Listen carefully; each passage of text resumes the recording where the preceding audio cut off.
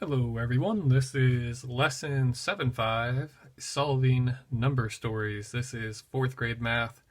We're on page 240 and I'm going to walk you through number 1, the story problem here. So the main goal for 7.5 is to reiterate, teach us and then reiterate how to multiply a whole number by a mixed number. And as you may recall, a mixed number is when you have a whole number and a fraction. So in this case, our mixed number will be 2 3/5. One part is the 2, the other part is the 3/5. It's a mix of whole and fraction. So before I get started, just so you have this offhand, you will need a calculator or a computer or an iPad or an abacus, something that's going to help you do some conversions as we work our way down. So without further ado, let's get to it. Number 1 says, each member of the flute section of the Briarwoods Elementary School Band practiced for 2 3/5 hours last week. There are 5 flute players. What is the total number of hours they practiced? So it tells us here that each member practiced the same amount of time, and that is 2 3/5 hours over the course of the last week. So we also know there's 5 flute players. I always like circling or underlining the key numbers that we're dealing with in this problem. So if we have 5 players and they each practiced for 2 3/5 hours, what kind of number model could we put together to find this answer quickly? Now, one way I'm thinking is we could totally do all right, well, the first one went for 2 3/5 of an hour, and the second flute player practiced for how much? 2 3/5, and so on. The third person would be 2 3/5, 2 3/5, 2 3/5, and then before long we'd have 5 2 3/5, and we could technically add that up. But remember, we're not adding for this section. That would work if you ever needed to solve this problem and you couldn't remember how to multiply. You could always take the long way around. But let's take the shortcut today. If everyone's practicing for 2 3/5 hours, why don't we just take that and multiply it 5 times? 1 for every single flute player. And of course, they want us to use an unknown. That means use a variable or a letter in this case. So I used X for my multiplication symbol. I don't want to be confused. I'm just going to use Y. That's one of your go-to variables. But you can use any letter that works for you. Now, here's the trick of the lesson. They want you to solve this number story using 2 different ways. I'm going to show you one way that I really, really like, and a second way that I just have I feel like you're not going to be a fan of it, but I'm going to show it to you anyway. So here's the first way we can multiply a whole number by a mixed number. We're going to take that whole number, 5, and we are going to multiply him by our whole number. We're taking the whole number and we're going to multiply them by the whole number portion of the mixed number. And we know the whole number here is 2, so we're going to do 5 times 2. And I bet you guys know that one by now. That's going to be 10. So we took care of the whole number part of that multiplication problem. Now we're going to take that same 5 and multiply by the fraction portion of that mixed number. So if 2 was the whole number, who is the fraction number? Right next door. Here's the fraction portion. So we're going to do 5 times 3/5. This might scare some of you because you're like, I have no idea how to multiply times a fraction. This is crazy. A whole number by a fraction. But we talked about that in a previous lesson, and in case you did not watch, here's the easy way to multiply a whole number by a fraction. Anytime you want to turn a whole number into a fraction itself, you just put it over the number 1. So the first thing we're going to do is turn the whole number into a fraction, 5 over 1. And then we're going to see if we can do this multiplication problem. So if you only focus on this part right now, can you do 5 over 1 times 3/5? And if you recall, to multiply fractions, you just multiply across. So what's 5 times 3? It's 15.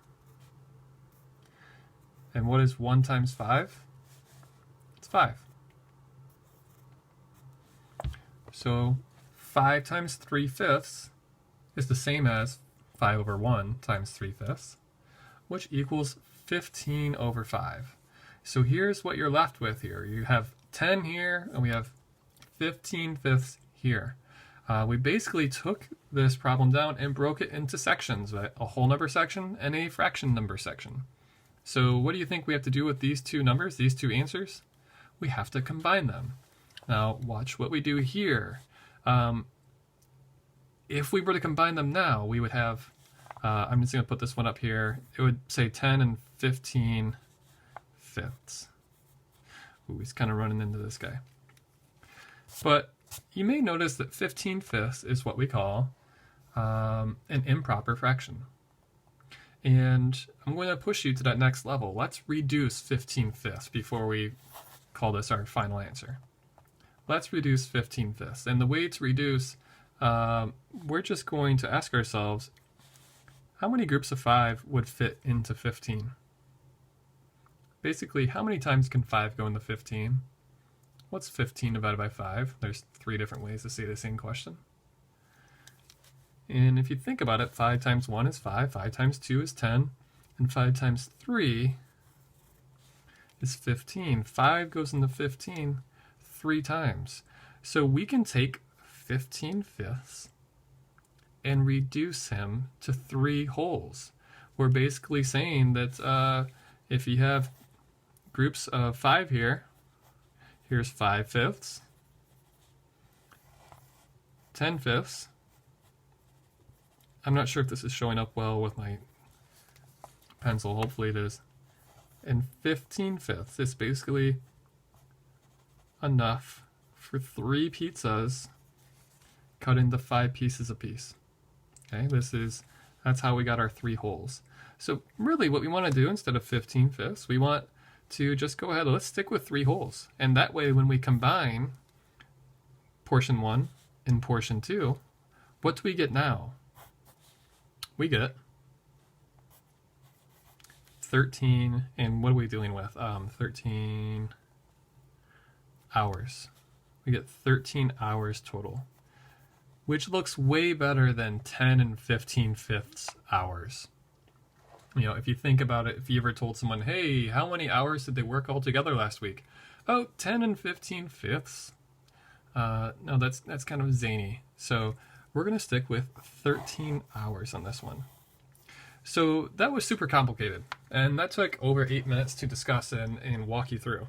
So maybe what I'll do is speed run you through the second way, and I'm going to tell you that it's not the second way. I'm not going to require it. I'm going to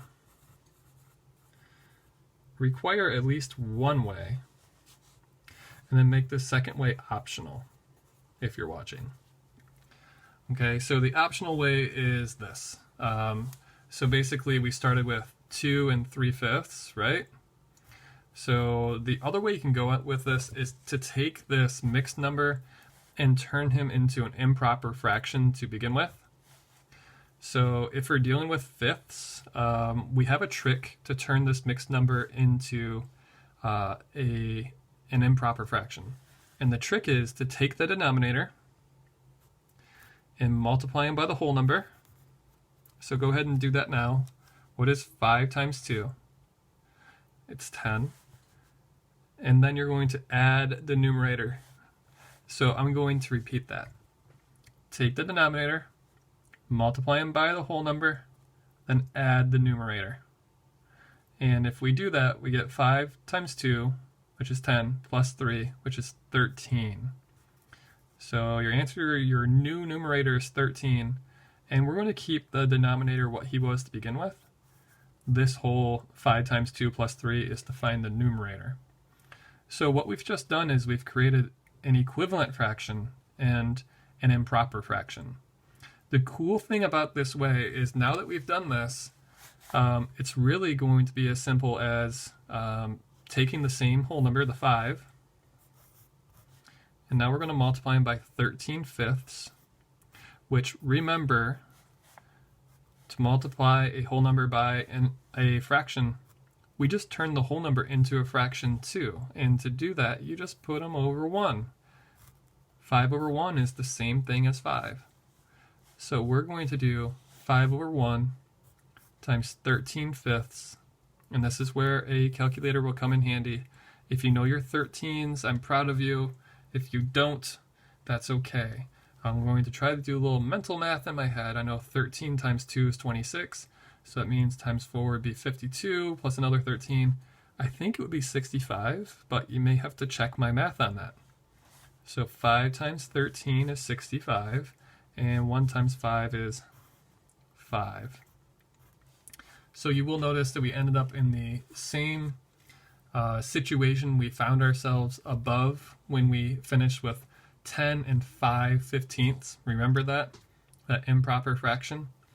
Well, look at our improper fraction now. It's 65 over 5.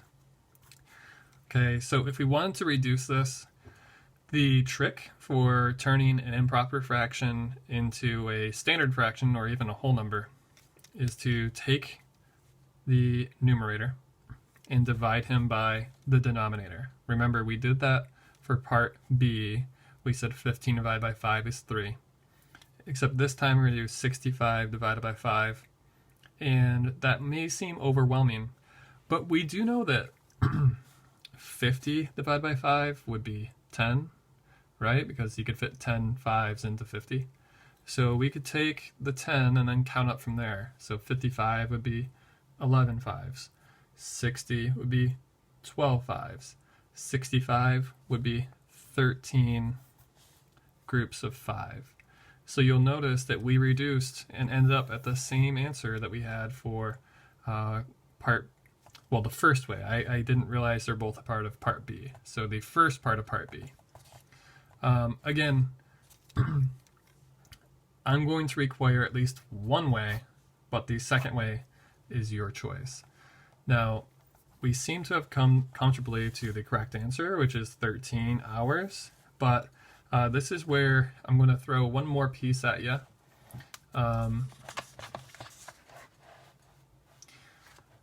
Part D could trick you, because now they're asking how many minutes would that be? And so here's some things you'll need to know to answer these two, D and E. First, how many minutes are in an hour? We know that 1 hour equals 60 minutes. So my hint here is, if 1 hour is 60 minutes, how many minutes would 13 hours be? What would you have to do to solve that, first of all? I'm guessing you have to take 60 minutes and multiply it by however many hours we actually spent practicing. And lastly, part E, this answer is probably going to be kind of big, because 1 hour is 60 minutes, but we also know 1 minute equals 60 seconds. So just by looking at it here, I think you're going to use the answer that you got for D to help you find the answer for E. That's my hint there. Okay, I think that's where I'm going to leave it off for now. And if you have any questions or comments, anything else, as always, let me know, and I'll do what I can to help you out. All right, hang in there, guys. See ya.